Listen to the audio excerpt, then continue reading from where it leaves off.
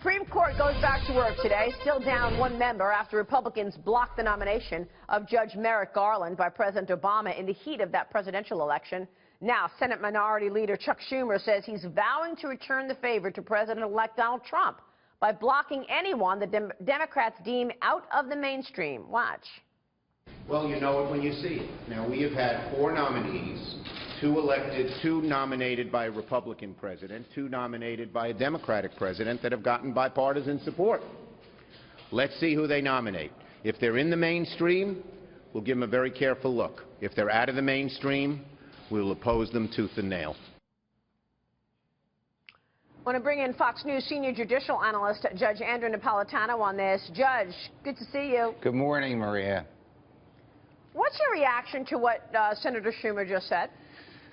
Well, I think the Democrats are still brooding, if you will, over the decision of Majority Leader Mitch McConnell and Chair of the Judiciary Committee, Chuck Grassley, not to hold hearings and thus not to permit a vote on President Obama's nominee to fill the vacancy left by Justice Scalia's death, Judge Merrick Garland.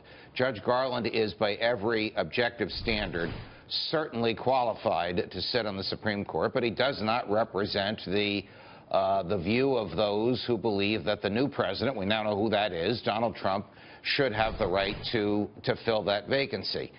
History is on the side of the Republicans because no president, as a lame duck in his last year in office, where he couldn't run for re-election, where he was likely to be replaced by somebody from the other party, a bunch of ifs in there, but they all fall into place here, has successumly filled a vacancy on the Supreme Court. Now, having said that, there are some things that Mitch McConnell can do. Chuck Schumer has vaguely raised the specter of filibuster. The filibuster rule would permit the Democrats to filibuster a President Trump nominee who they deem out of the mainstream. But then, of course, the rule can also be changed by the majority Republicans in the Senate to prohibit a filibuster for the Supreme Court of the United States. Filibusters are already prohibited for district court nominees and circuit court nominees. So that's where we stand. Well, what is out of the mainstream is whatever Senator Schumer believes is out of the mainstream.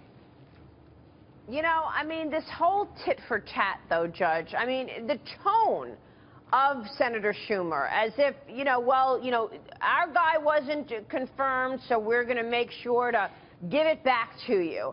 I mean, don't they understand that the people want them to do the work for the people and stop the bickering?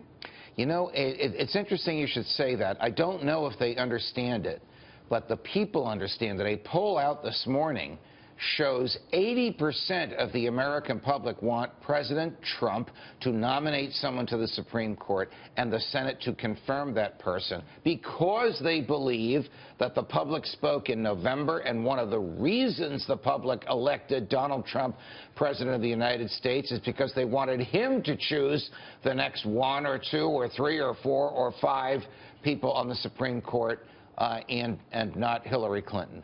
Now, it's also odd that Chuck Schumer is the president's home senator. The president of the United States is resident in New York, votes in New York, and Chuck Schumer is his senator. And Donald Trump has said, I love Chuck Schumer. He's my good friend.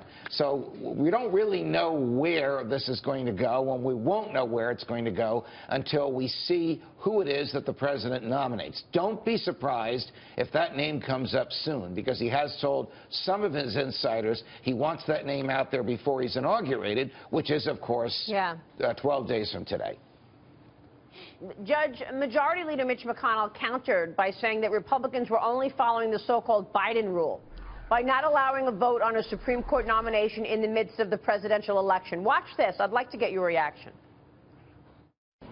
Senator Schumer said in the second Bush administration that they would not confirm a Supreme Court nominee in the last 18 months of President Bush 43's tenure. Apparently, there's yet a new standard now, which is to not confirm a Supreme Court nominee at all. I think that's something the American people simply will not tolerate. Does Senator McConnell have a point there? Yes, he does have a point. He's obviously talking a little bit tongue-in-cheek because, as I indicated, he and the 51 other Republican senators have the ability to get rid of the filibuster rule, get rid of the filibuster for Supreme Court nominees. But Senator McConnell historically is absolutely correct. The so-called Biden rule, typical of Joe, he named the rule after himself, is that a lame duck president in the last 18 months of his presidency should not be able to fill a vacancy on the Supreme Court. So, you know, you started our conversation by saying this is tit for tat. Yes, it's going both ways.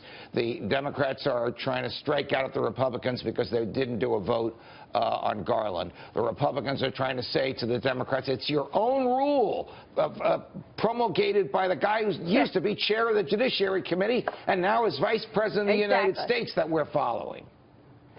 Exactly. So let me switch gears. Reports are showing that the left wing may use this week's hearings for Jeff Sessions' Attorney General bid to gear up for the Supreme Court fight. We've got major confirmation hearings this week. What are you expecting? Well, I do expect a bruising fight for Senator Jeff Sessions to become Attorney General, and I expect him to prevail. I expect him to prevail because he is a member of the Senate Judiciary Committee, and the people who will be interrogating him know him very well. Now, there will be some people who will testify starting tomorrow who will say he said racially insensitive things 30, 40, 50 years ago. There's no record of it since then, and because of that, he's not qualified to be Attorney General of the United States. But the past 30 years belies anything he may have said 30 years ago, because his record as a senator shows no racial animus whatsoever, and there are going to be witnesses who will testify to that as well. Interesting, the first debate over Jeff Sessions is, does he get to vote for himself? Because he is a member of the Senate Judiciary Committee before which he will be testifying. That is funny, actually. Judge, good to see you. All the best. Enjoy the city by the bay. Yes, thank you so much. Judge Andrew Napolitano joining us there.